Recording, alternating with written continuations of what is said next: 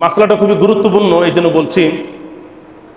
এক নম্বর প্রশ্ন ছিল, হুজুর এক স্ত্রীকে 3 তালাক দিলে তালাক কি কার্যকর হবে? প্রশ্ন। তা এটার উত্তর হলো, এই ব্যাপারে 2 মত। সেটা হলো হানাফিদের নিকট এবং আইম্মাদের নিকট, সমস্ত আইম্মাদের নিকট কেউ যদি একসাথে স্ত্রীকে 3 তালাক দেয়, যেরকম ভাবে আমি তোরে 3 তালাক দিলাম, অথবা 1 তালাক, 2 তালাক, 3 তালাক, এইভাবে কেউ যদি বলে, তাহলে সাথে সাথে কয় তালাক হয়ে যাবে? 3 তালাক হয়ে যাবে। তালাক হবে না, শুধু 3 তালাক হয়ে যাবে। কেউ যদি একসাথে 3 তালাক দেয়, তাহলে সমস্ত আইম্মাদের নিকট কি হয়ে যাবে বলেন? 3 তালাক হয়ে যাবে। তবে সালাফি কিছু ইমাম আছেন, সালাফি বিশেষ করে ইবনুল কাইয়্যুম, ইবনে তাইমিয়া, ওনাদের মতন আরো কিছু উলামা কেরাম আছেন, যাদের দাবি হলো কেউ যদি একসাথে 3 তালাক দেয়, তাহলে তালাক হবে একটা, তালাক হবে একটা। কিন্তু এই কথাটা গ্রহণ যদি করা হয়, তাহলে ওমর রাদিয়াল্লাহু আনহুর যে হাদিসটি আছে আসার, সেটার মধ্যে প্যাঁচ লেগে যাবে। রাসূল পাক সাল্লাল্লাহু আলাইহি ওয়াসাল্লাম যখন প্রথমের যুগে তালাকের যে বিষয়টা ছিল, কেউ যদি 3 তালাক দিত, নবীজি বলতেন যে 1 তালাক হয়েছে। এখন দেখি কি মানুষ সবাই 3 তালাক দেয়, সবাই 3 তালাক দেয়। তখন ওমর রাদিয়াল্লাহু আনহু বললেন, যদি প্রত্যেকটা 3 তালাককে যদি এরকম 1 তালাক আমরা ধরি, তাহলে তো সমস্যা হয়ে যাবে। মানুষ তালাককে খেলনার পাত্র বানিয়ে ফেলবে। এই জন্য ওমর রাদিয়াল্লাহু আনহু সমস্ত মানুষদেরকে নিয়ে এটার উপর ইজমা হয়েছেন, কি বলেন, একসাথে একমত পোষণ করেছেন যে মুসলমান কেউ যদি একসাথে 3 তালাক দেয়, সেটা কি হয়ে যাবে? 3 তালাক হয়ে যাবে। এখানে 1 তালাক কোনো সুযোগ নাই।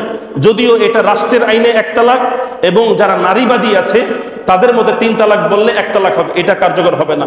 এই জন্য সবাই এই কথার উপর একমত থাকেন যে একসাথে যদি কেউ স্ত্রীকে 3 তালাক দেয়, যদি কেউ বলে 3 তালাক অথবা 1 তালাক, 2 তালাক, 3 তালাক, তাহলে কয় তালাক হবে?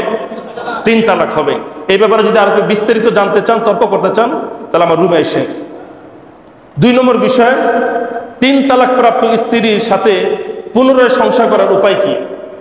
এটা কোরআনে বর্ণনা করে দিয়েছেন আল্লাহ তাআলা। কোরআনে আল্লাহ বলছেন, ওয়াইন তাল্লাকাহা ফালা তাহিল্লু লাহু ওয়া মিন বা'দু হাত্তা তানকিহা যাওজান গায়রাহ। কোন স্ত্রীকে যদি স্বামী 3 তালাক দিয়ে দেয়, এখন এই স্ত্রী যদি আবার স্বামীর কাছে আসতে চায়, তাহলে আল্লাহ তাআলা বলতেছেন এই স্ত্রীর উচিত হলো আরেকটা বিয়ে করা, আরেকটি বিয়ে করবে, সেই স্বামীর সাথে তার সহবাস হবে। সহবাস হওয়ার পরে স্বামী যদি মারা যায়, তাহলে স্ত্রী এখানে আসতে পারবে প্রথম স্বামীর কাছে, অথবা এই স্বামী যদি স্ত্রীকে ইচ্ছাকৃতভাবে তালাক দিয়ে দেয়, তাহলে সেই স্ত্রী ইদ্যত পালন করে আবার প্রথম স্বামীর কাছে বিবাহের মাধ্যমে আসতে পারবে। বুঝতে পেরেছেন? এখন এই জিনিসটা আমাদের সমাজের মহিলারা মানতে রাজি না। রাগের মাথায় তালাক দিচ্ছে, তা তালাকে কি হাসি খুশি দেয়? কোথাও দেখেছেন বউ স্ত্রী তুমি এদিকে আসো, তোমাকে আমি অনেক ভালোবাসি, আই লাভ ইউ, তাই নাকি? হ্যাঁ। এরপরে স্বামী বলতেছে 1 তালাক, 2 তালাক, 3 তালাক। এমনটা কি কোথাও হয়েছে? আই লাভ ইউ বলার পরে স্ত্রীকে বলতেছে তুমি তালাক, এমন ঘটনা কি দুনিয়ার মধ্যে আছে? আই লাভ ইউ না, আগে অনেক গালি দিছে, অনেক গালি দেওয়ার পরে শেষ পর্যন্ত যখন টিকতে পারে না চৌধুরী, তখন কি বলে? 1 তালাক, 2 তালাক, 3 তালাক। সন্ধ্যা দুপুরবেলা বলছে, সকালবেলা বলছে, সন্ধ্যাবেলা রাতের বেলা মাথা কি হয়েছে? ঠান্ডা হয়েছে। এখন বোর কাছে যায় সরি, বোর কাছে যে কি বলে? সরি। এই সরিতে কি হবে না, কোনো কাম হবে না। এই সরি বলে আবার যারা সংসার শুরু করেছে, তাদের ঔরসে যত সন্তান হয়েছে, এই সন্তানগুলির নাম কি হয়েছে বলেন তো? হারামজাদা হয়েছে। যারও সন্তান স্ত্রীকে তালাক দেওয়ার পরে এই পদ্ধতি কেউ যদি অবলম্বন না করে আবার সংসার করে, আর যদি স্ত্রী বলে তুমি তো তার স্বামী তো রাগে তালাক দিছে, আর স্বামী বলে আমি তো রাগে তালাক দিছি, এই কথা বলে এটাকে তালাকটাকে যদি হালকা মনে করে ফেলে, আবার সংসার করে, আবার সহবাস করে, আবার সন্তান হচ্ছে, সবগুলি কি হবে? যারও সন্তান হবে। এই জন্য বন্ধুরা আমার, 3 তালাক দিলে স্ত্রীর তালাকও হবে, এবং সেই স্ত্রীকে আনতে গেলে তার আরেকটা বিয়ে লাগবে। এখন আমাদের দেশে, আজকে একটু সময় বেশি নিচ্ছে, ক্ষমা করবেন আপনারা, আমাদের দেশে আরেকটা সিস্টেম চালু আছে। দোস্ত এইদিকে কি, আমি তো তার ভাবিরে তালাক দিয়ে দিছি। তাই নাকি? এখন কি করবা? তুই আমার বোর্ডের বিয়ে কর, বিয়ে করার পরে এত তুই তালাক দিয়ে দিবি। বুঝতে পারতেছেন? কেউ জানবে না, কেউ জানবে না, শুধু তুই জানবি আর আল্লাহ জানবে। তুই জানবি আর আল্লাহ জানবে।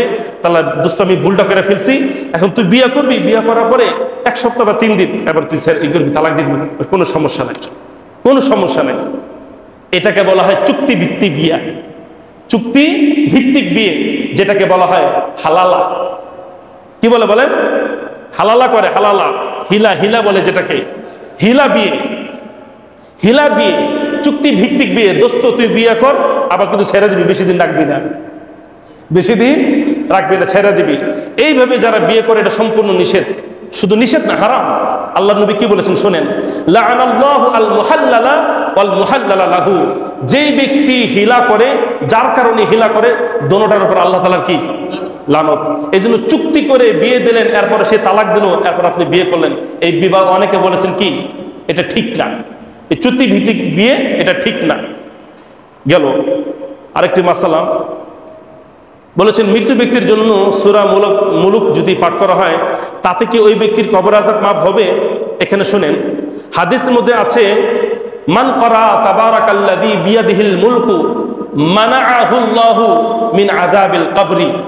যে ব্যক্তি সূরা মুলক তিলাওয়াত করবে সেই ব্যক্তির কবর আযাব মাফ হবে। তাহলে সেই ব্যক্তির যে ব্যক্তি তিলাওয়াত করবে তার কবর আযাব মাফ হবে, স্পষ্ট হাদিসের মধ্যে আছে।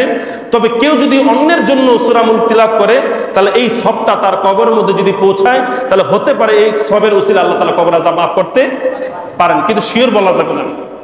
আপনি যে কোনো আমল, দোয়া, সদকা, নামাজ, হজ, যাকাত, ফিতরা, এগুলোর সব আপনি মৃত ব্যক্তির ইসালে সব করতে পারবেন, কিন্তু এইগুলোর মাধ্যমে যে কবর আযাব মাফ হবে নিশ্চিতভাবে বলা যাবে না। তবে আশা করা যায় কেউ যদি মৃত ব্যক্তির জন্য সূরা মুলক তিলাওয়াত করে, এটার সব যদি ইসালে সব করে, আল্লাহ তাআলা হয়তো এই উসিলা তাকে মাফ করে দিতে পারেন। ওমা তাওফিক ইল্লা বিল্লাহ।